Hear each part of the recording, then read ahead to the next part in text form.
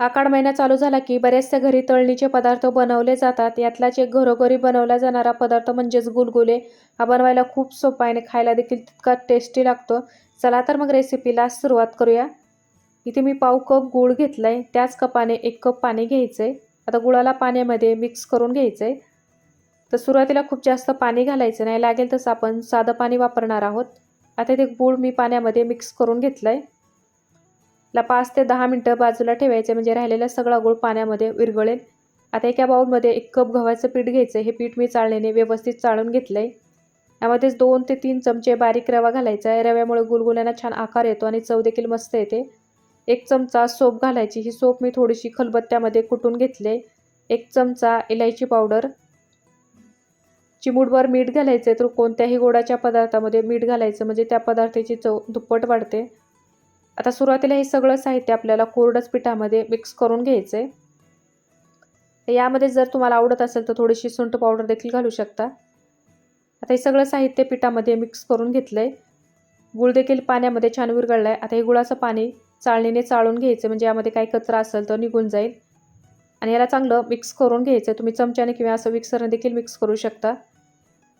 आता हे पीठ मला खूप जास्त घट्ट वाटत आहे, त्यामुळे मी थोडंसं साधं पाणी घालायचं आहे आणि परत याला मिक्स करून घ्यायचं आहे. तर थोडं थोडंच पाणी घालायचं आहे म्हणजे पिठाच्या गाठी होणार नाही. आता हे पीठ आपल्याला खूप जास्त घट्ट किंवा पातळ करायचं नाही. आता इथे मी थोडं थोडं पाणी घालून पीठ तयार करून घेतलं आहे. बघू शकता अशा पद्धतीने आपल्याला हे पीठ तयार करायचं आहे. आता यामध्ये चिमूटभर खायचा सोडा घालायचा आहे आणि परत एकाच दिशेने आपल्याला ह्या पिठाला मिक्स करत राहायचं आहे. तर जेवढं पिठाला फेटाल तेवढं गुलगुलांना जाळी छान पडते. आता इथे मी 1 ते 2 मिनटं पिठाला व्यवस्थित फेटून घेतलं आहे. बघू शकता पीठ छान हलकं झालं आहे. आता लगेचच याचे आपल्याला गुलगुले बनवायला घ्यायचं आहे. तेल गरम करायला ठेवलं आहे. तेल व्यवस्थित गरम होऊ द्यायचं आहे. आता तेल गरम झालं की तेलामध्ये गुलगुले सोडायचे. आता हे गुलगुले तुम्ही आवडीनुसार आकाराने लहान मोठे बनवू शकता. इथे मी कढईमध्ये जितके गुलगुले बसतील तितके टाकून घेतले. लगेचच याला हलवायचं नाही, थोडंसं सेट होऊ द्यायचं आहे. 1 ते 2 सेकंदानंतर गुलगुले सेट झाले आणि तळून वरती आले की एखाद्या झाऱ्याने किंवा असं चमच्याने मिक्स करत राहायचंय. तर लहानांपासून मोठ्यांपर्यंत सगळ्यालाच आवडतील इतके गुलगुले टेस्टी होतात. तर माझ्या मुलाला आवडतात, त्यामुळे बऱ्याच वेळेला आमच्या घरी हे बनवले जातात. आता गॅस मीडियम करून आपल्याला सोनेरी कलर येईपर्यंत गुलगुले तळून घ्यायचे. इथे मी मीडियम गॅसवर 3 ते 4 मिनिटं छान तळून घेतले. बघू शकता मस्त कलर आलाय. इथे आपले गुलगुले देखील तळून झाले. आता याला एका टिश्यू पेपरवर किंवा चाळणीवर काढून घ्यायचे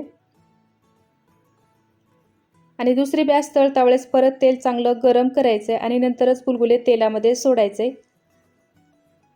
आता इथे मी दुसरी देखील बॅच टाकून घेतले. हे देखील गुलगुले आपण मीडियम गॅसवर तळून घेणार आहोत.